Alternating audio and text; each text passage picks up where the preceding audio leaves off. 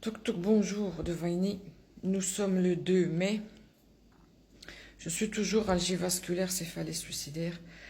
Je reviens sur le rendez-vous où je suis allée il y a donc 2 jours où quand j'ai fait le TikTok j'étais en mode euphorique, folie totale afin de pouvoir tenir. Donc le corps humain et ses complexes. Je vais faire un petit récapitulatif vite fait. Donc, je suis algivasculaire de la face depuis 2013. Une errance médicale jusqu'en 2019. Reconnaissance le 27 août 2019 par, comme je le dis, mon neurologue qui m'a sauvé, qui m'a reconnu algivasculaire de la face. Par-delà, j'étais déjà migraineuse. Je suis aussi névralgie d'Arnold, je suis aussi hémicranie, je suis aussi SADAM, bruxisme et syndrome de Raynaud. De là, des traitements ont été essayés, des molécules, et j'en passe et j'en passe. Et mon corps est devenu, il a pris le positif, mais à un temps donné, pour après ne prendre que le négatif. Ce qui a fait que j'ai perdu 7 kilos, ce qui a fait que les crises ont amplifié en nombre et en puissance, ce qui a fait que la migraine aussi, ce qui a fait que la névralgie aussi, enfin bref, ce qui a fait que tout ceci a empiré en puissance.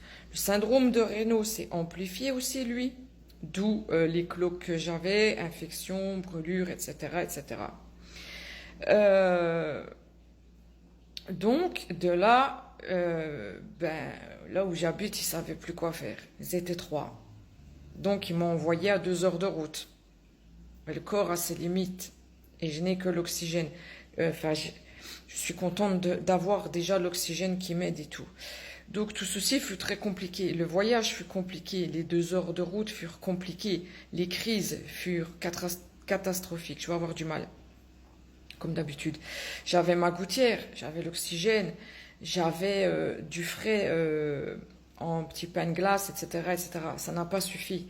J'ai hurlé comme jamais. Je me suis griffé le visage. Je me suis tapé. À la fin, je me suis tapé. Je me suis mis des coups de poing. J'ai pincé. Enfin bref, ça a été... Et donc, nous sommes arrivés au rendez-vous. Et cette dame, docteur Muraison, me dit, mais qu'est-ce que ces messieurs veulent que je fasse? Et je lui dis, il y en a 2 qui sont sceptiques. Il faut reposer le diagnostic d'algivasculaire de la face. Donc elle me pose des questions, je réponds à ces questions, elle m'en pose d'autres, etc., etc. Elle me dit, est-ce que je peux vous toucher? Première fois que ceci a été fait, donc elle me touche la tête à différents endroits, me pose des questions. Elle me dit, est-ce que vous êtes d'accord pour refaire un IRM? Je lui dis oui. Je lui dis, qu'est-ce qu'on fait maintenant? Je lui dis, est-ce qu'on peut tenter, comme j'ai dit à mon neurologue et à l'unité de la douleur, les anticorps monoclonaux, Vyepti, en protocole à l'hôpital? Elle me dit non. Je lui dis pourquoi non? Elle me dit parce que le syndrome a empiré.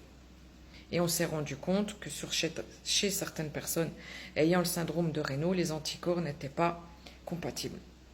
Ok, je lui dis donc on fait quoi? Je lui dis là, plus personne ne voulait rien faire.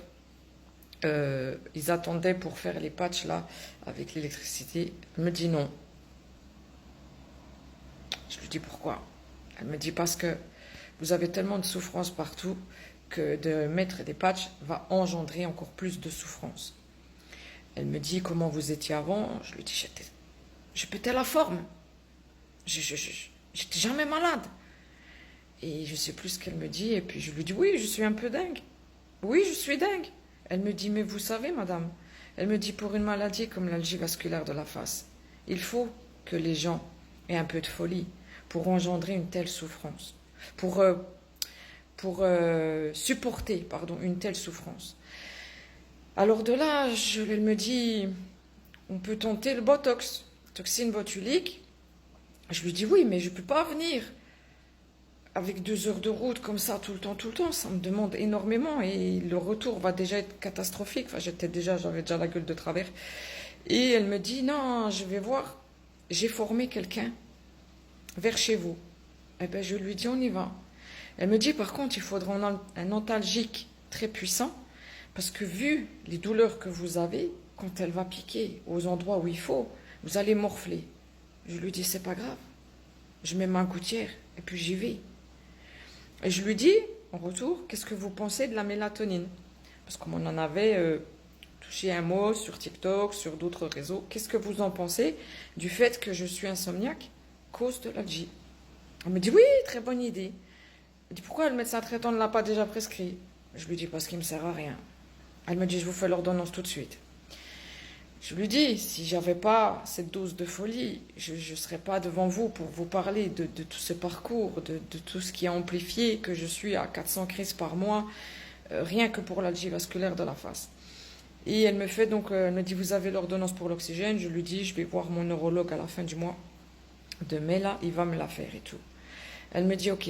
Et donc après, on parle de choses et d'autres, on a même réussi à rigoler un peu. Elle me dit, vous avez beaucoup d'autodérision. Je lui dis, il en faut. Donc on était partis à 4, parce que je ne peux plus conduire des trajets si loin.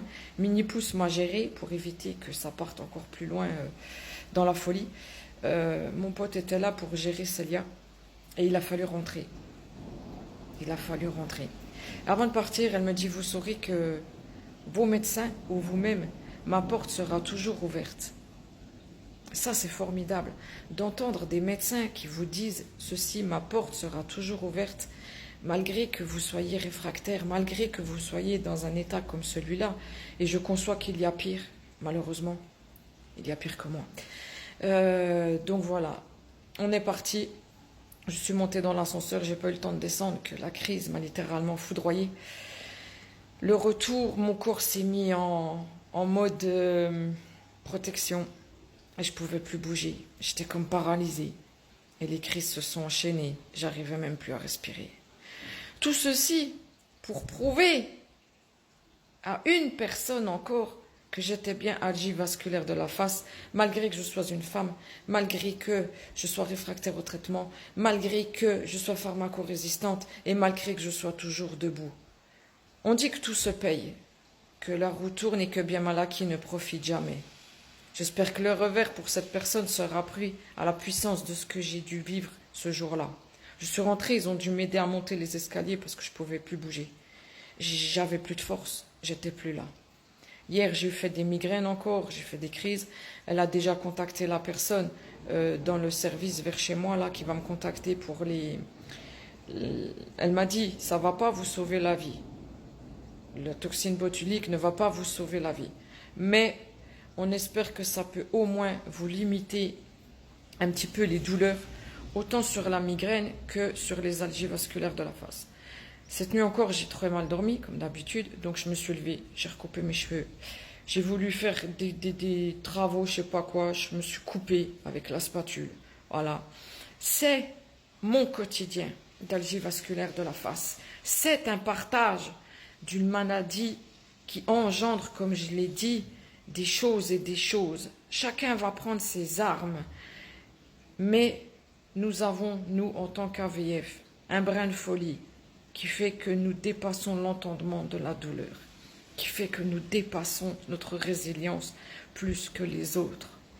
On peut être fiers de nous. Soyez fiers de vous. Donc voilà, j'attends qu'on m'appelle. Je dois faire aussi un IRM. Je recommence. Je dois faire un IRM, je ne sais pas quoi, un peu spécial. Elle m'a demandé, je lui dis, je fais ce que vous voulez. Et après, on verra bien. En espérant un petit répit, au moins sur les douleurs, avec la toxine botulique. Je ne suis pas pessimiste, je suis réaliste et je crois ce que je vois. C'est ce qui fait que je suis toujours debout. Un petit bout de mon enfer dans un monde presque parfait.